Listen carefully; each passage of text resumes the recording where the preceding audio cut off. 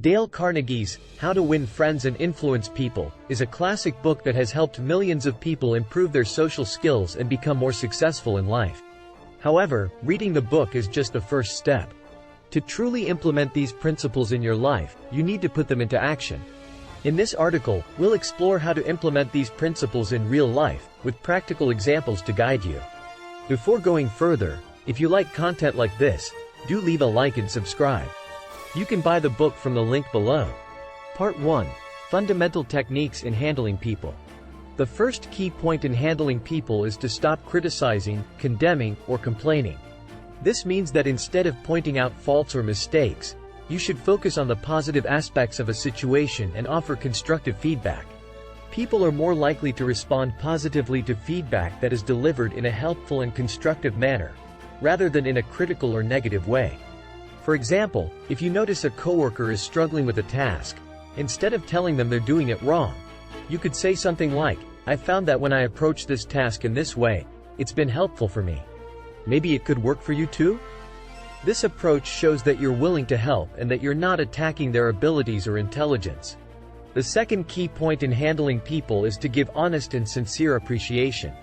People love to be recognized and appreciated for their hard work and accomplishments. Taking the time to genuinely compliment someone on their achievements can help build rapport and trust in a relationship. For example, if your partner finishes a difficult project, you could say, "I'm really impressed with the way you handled that project. You put in a lot of hard work, and it really shows." This type of sincere appreciation can be powerful in building a strong, positive relationship. Another way to show appreciation is to express gratitude for the small things. For instance, when someone holds the door for you or lets you merge into traffic, take a moment to say, "Thank you." These small expressions of gratitude can help build positive interactions and show that you appreciate the people around you. In conclusion, by focusing on positive feedback and sincere appreciation, you can build stronger, more positive relationships with the people around you. It's important to remember that everyone wants to be appreciated and acknowledged for their efforts, and taking the time to offer praise and gratitude can go a long way towards creating a more positive and productive environment. Part 2. 6 Ways to Make People Like You. The third key point in winning people over is to become genuinely interested in them. Showing interest in others is a great way to build rapport and trust. When you take the time to ask questions and listen to what others have to say, you show that you value their opinions and perspectives. For example, if you're attending a social event and meet someone new, ask them about their hobbies, interests, or experiences. Be genuinely curious and listen intently to their response. By doing so, you can build a deeper connection and establish a more meaningful relationship.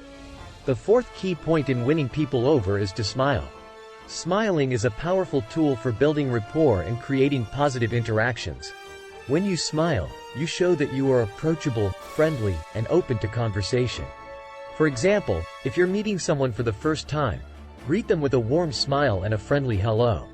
By doing so, you can set a positive tone for the conversation and establish a more comfortable atmosphere. The fifth key point is to remember people's names. People love to hear their own name, and remembering someone's name can make them feel valued and appreciated.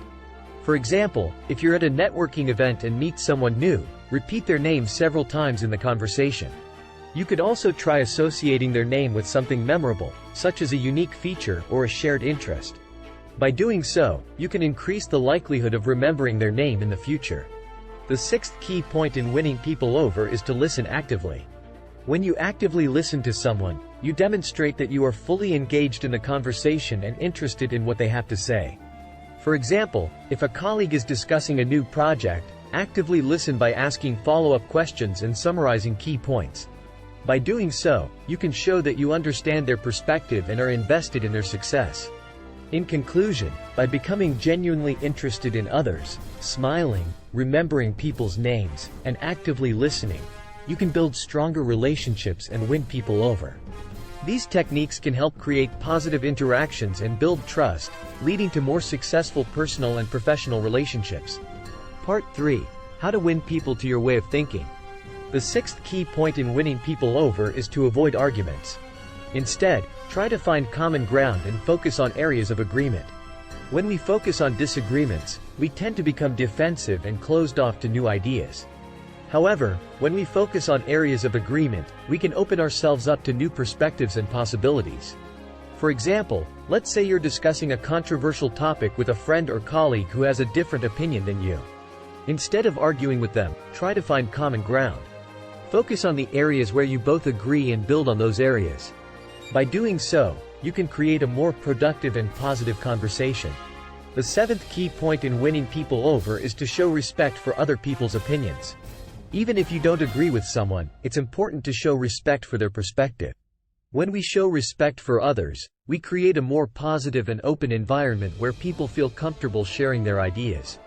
For example, if you're discussing a political issue with someone who has a different perspective than you, show respect for their opinion by actively listening and acknowledging their point of view. You don't have to agree with them, but by showing respect, you can create a more positive conversation and maintain a positive relationship. Another way to show respect for other people's opinions is to avoid dismissive language. When we use dismissive language, we can come across as disrespectful and closed-minded. For example, saying, "That's a stupid idea," or "You're wrong," can be dismissive and hurtful. Instead, try using language that shows you're open to hearing their perspective, such as, "I see where you're coming from, but I have a different perspective." In conclusion, by finding common ground, showing respect for other people's opinions, and avoiding dismissive language, we can win people over and create more positive and productive conversations. These techniques can help us maintain positive relationships with others and help us navigate challenging conversations with greater ease and effectiveness. Part 4. Be a leader. How to change people without giving offense or arousing resentment. The eighth key point in being a leader and influencing others is to praise even the slightest improvement. Celebrating small wins and milestones can help motivate others and create positive momentum. For example, let's say a team member is struggling with a project. Rather than focusing on their mistakes, try to find something positive to praise. Perhaps they completed a task on time or made progress in a specific area. By praising their improvement, you can boost their confidence and encourage them to keep going. The ninth key point in being a leader is to make the other person feel important. Everyone wants to feel valued and respected. When we make others feel important, we create positive relationships and build trust. For example, if you're in a meeting with a colleague, ask for their opinion on a specific topic. Listen intently to their response and show that you value their input. By doing so, you can make them feel important and respected, and create a more positive and productive work environment. Another way to make others feel important is to give them credit for their ideas and accomplishments. For example, if a team member comes up with a great idea, make sure to give them credit in the final product. By doing so, you can show that you value their contributions and help them feel valued and respected. The 10th key point in being a leader is to be empathetic. Empathy means putting yourself in someone else's shoes and understanding their perspective. When we are empathetic, we can build stronger relationships and create a more positive and supportive environment. For example, if a team member is going through a difficult time, take the time to listen to them and offer support. Show that you understand their perspective and are there to help them through their challenges. By doing so, you can create a more positive and supportive work environment and help your team member feel valued and respected. In conclusion, by praising even the slightest improvement, making others feel important, being empathetic, and giving credit where credit is due, we can become effective leaders and influence others in a positive and respectful way. These techniques can help us build stronger relationships and create a more positive and productive work environment. Conclusion. Implementing Dale Carnegie's principles in your life can have a profound impact on your relationships, your career, and your overall happiness.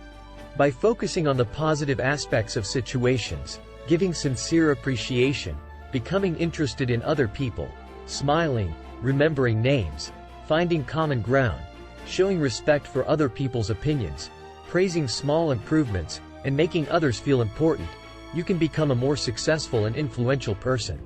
So, start practicing these principles today and see the positive changes they can bring to your life.